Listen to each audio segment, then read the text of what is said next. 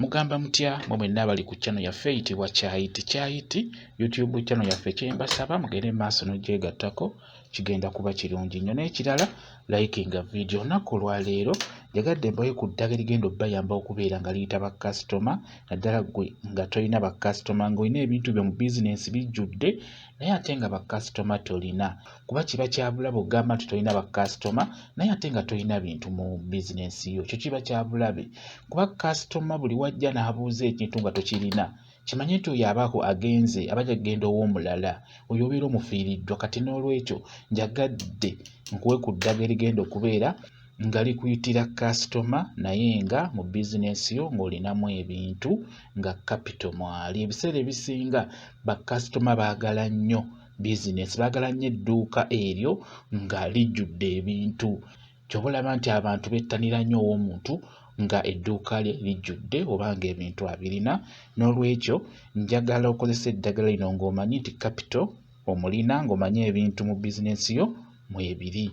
Kigenda kuba kirungi nnyo, naye kyandibadde kirungi okozesa eddagala lino nga naawe kennyini osoose n'onaaba ku ddagala erikwambululako ebisiraani, omudibo, okufiirizibwa wamu onaabe n'eryo ery'emikisa oba tubiyite ebyogo. Onaaba ku kyogo ekikwambululako ebintu ebyo ebisobola okukulemesa. Gwe kennyini sooka weggyeko ebisiraani naddala gwe nannyini bizinensi oba ggwe agenda ogibeeramu.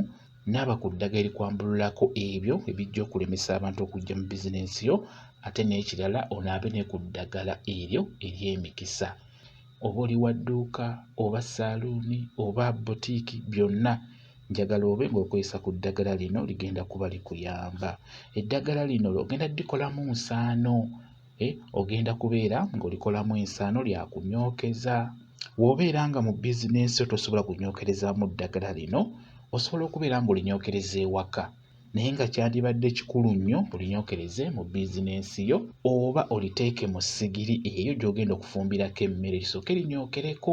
Kati mmwe ng'aba woteeri essigiri gy'osoose okukuma ku makya sooka oteeke eddagala eryo oyogere olaamirize oyite bakasitoma oteeke essafuriya y'emmere oba gwe agenda okusiika capati mu ssigiri eyo gy'ogenda okusiikirako capati nga tonnateekako kalaayi sooka oteekemu ku ddagala eryo linyooke eno nga bw'olaamiriza n'oluvannyuma oteekeko kalaayi eyo otandike okusiika capati.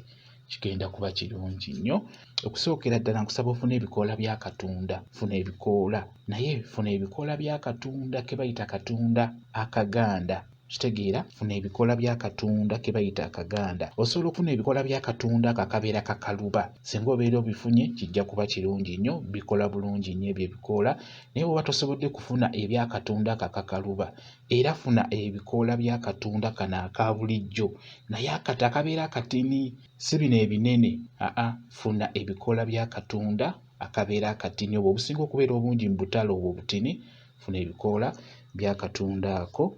Nkusaba ebikoola ebyo ofune obukoola obwo obubeera obutono obeera bwakavaayo bw'obeera funako obukoola. Osobola okufunako obukoola nga 4 oba 6. Kati bw'omala okufuna ebikoola bya katunda ako nkusaba ofune gwe bayita bwangu y'oyo mwetegereze bulungi nnyo. Funa bwangu oyo amera nnyo, okusingira ddala amera nnyo mu luggya. Oluggya ne luba lusementinge naye we lugenzi lweyasaayasa mu mabbali omwo atera okumeramu bwangu naye mufune. Bw'omala okufuna bwangu nkusaba ofune ne taaba. Funa taaba, funako ebikoola nga 2 bijja kumala.